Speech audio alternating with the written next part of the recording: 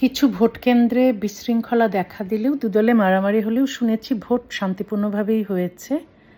জামাত ইসলামের লোকেরা গতকাল সন্ধ্যা থেকেই কিছু ভোট কেন্দ্রে নিজেরাই নিজেদের ভোট দিয়েছে। জামাত ইসলামের এক নেতা ৭৪ লক্ষ টাকা হাতে ধরা পড়েছে। জামাতিরা ভোটারদের টাকা দিয়ে ভোট কিনছে, দাঁড়িপাল্লায় ভোট দিলে জান্নাতের টিকিট দেওয়া হবে, আল্লাহ বলেছেন জামাতে ইসলামীকে ভোট দিতে, এমন প্রচারও তারা করেছে। তবে অনেকেই মনে করছে বিএনপি নির্বাচনে জয়ী হবে এবং সরকার গঠন করবে। জামাতে ইসলামী এই প্রথম বাংলাদেশে প্রধান বিরোধী দল হিসেবে দাঁড়াবে।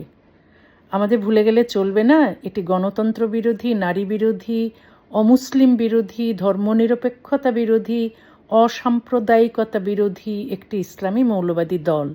এই দলে জঙ্গি সন্ত্রাসী প্রচুর। তারা চেষ্টা করবে নির্বাচিত সরকারের বিরুদ্ধে, হয়তো সন্ত্রাসও করবে। ওদিকে আওয়ামী লীগও সরকারের বিরুদ্ধে ষড়যন্ত্র করে চলবে যেন অরাজকতা সৃষ্টি হয়, যেন প্রমাণিত হয় আওয়ামী লীগ ছাড়া স্টেবল গভর্নমেন্ট সম্ভব নয়। এই অস্থিতিশীল পরিবেশের কারণে হয়তো তারা সুযোগ খুঁজবে রাজনীতিতে ফেরার। বিএনপি নির্বাচিত হলে খুব বড় চ্যালেঞ্জের সামনে তাদের দাঁড়াতে হবে।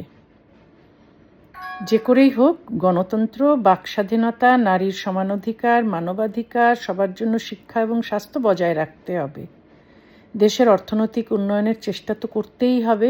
ধনী আর দরিদ্রের মধ্যে যে বিশাল গ্যাপ, তা কমিয়ে ফেলতে হবে। সংখ্যালঘুদের নিরাপত্তা নিশ্চিত করতে হবে। এই কাজগুলো যদি বিএনপি সরকার সুষ্ঠুভাবে করতে পারে, তবে দলটি জনপ্রিয় হয়ে উঠবে। যদি জামাতে ইসলামী দুর্ভাগ্যবশত জিতে যায়, তবে গণতন্ত্র বলে কিছু আর থাকবে না দেশে। ধর্মতন্ত্র এসে সব ভাসিয়ে দেবে।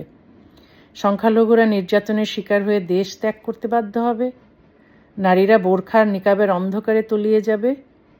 দেশ আফগানিস্তানে পরিণত হবে। তবে আশা করছি জামাতে ইসলামী যেমন অতীতেও কখনো ভোটে জেতেনি, এবারও জিতবে না।